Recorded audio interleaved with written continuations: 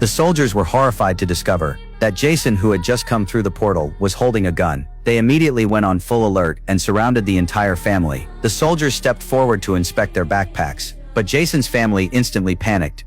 They rushed forward desperately to stop them. Everyone assumed the backpack was hiding a dangerous weapon. Lisa had no choice but to unzip the bag. Only then did they see a little girl curled up inside. As an unregistered third child from the future, Zoe was never eligible to immigrate. Her family had risked everything just to give her a chance to start a new life alongside them. Fortunately, the soldiers understood their desperate situation and took pity on them. They chose not to report it. Instead, they quietly allowed Zoe to travel with the settlers.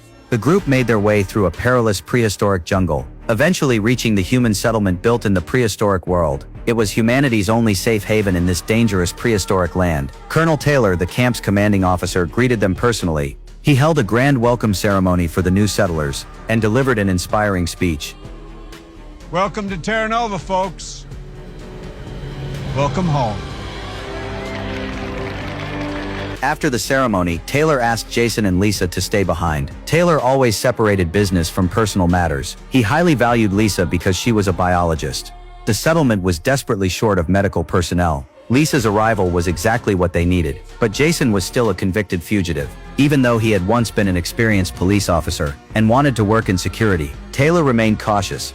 Not locking him up was already an act of great mercy. Instead, he assigned Jason to farm work. Jason couldn't hide his disappointment, but after surviving the apocalypse in prison, he had learned to appreciate this hard-earned second chance. The camp then assigned homes to all the new settlers. The policy was fair and treated everyone equally. Looking at the 200-square-meter house before them, Jason's family could hardly believe their eyes. Back in the future, a life like this was beyond their imagination. A safe home, fresh air, and a thriving environment filled Jason with hope for his new life. He couldn't wait to report for work. The foreman assigned him to weed the fields. But when Jason saw the so-called weeds, he was speechless. The prehistoric weeds were as thick as dinner bowls. He worked non-stop all morning. Just as he was about to finish, his hands suddenly began to itch. He turned to look. A giant centipede was crawling on him. The shock sent Jason tumbling down. Fortunately, the thick weeds below broke his fall and saved his life. Meanwhile, Lisa reported to the medical clinic. The bizarre treatment methods left her stunned. One patient had spent too much time breathing ultra-pure air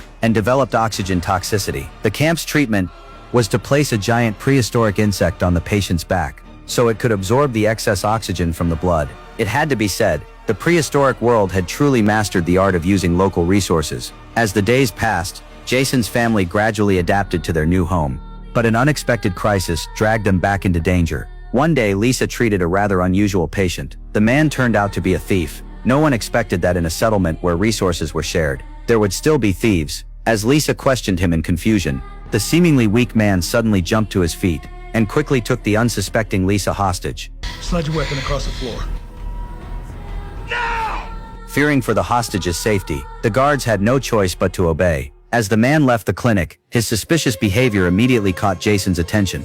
Jason instantly knew something was wrong, so he quietly followed him. Then he saw the man pull out a pistol and aim it at Taylor. Jason realized something terrible was about to happen. He immediately sprinted over. Get down, Taylor! Down!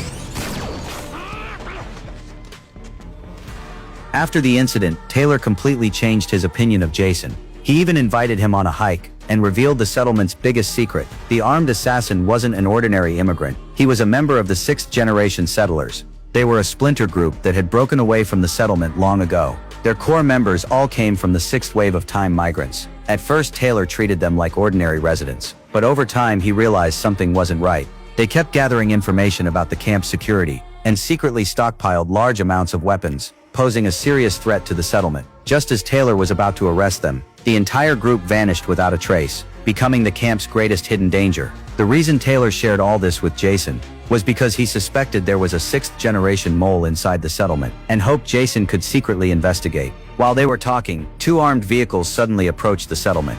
Taylor immediately drove out to intercept them, but they quickly realized the vehicles were firing at something behind them. A soldier landed a perfect shot, hitting an Acrocanthosaurus in the leg and bringing it down. Before he could celebrate, another Acrocanthosaurus charged in from the side and snatched him away. The situation turned deadly in an instant. The 6th-generation's sinister plan was finally exposed. They had deliberately enraged the herd of Acrocanthosaurus, so they would stampede straight into the defenseless settlement. Many civilians were still outside the camp. If the giant beasts broke in, the result would be catastrophic. What appeared to be a peaceful prehistoric paradise had long been consumed by greed and conspiracy. Jason's family had barely escaped one apocalypse to start over, only to be thrown into another deadly struggle. The deadly conflict surrounding the prehistoric colony was only just beginning.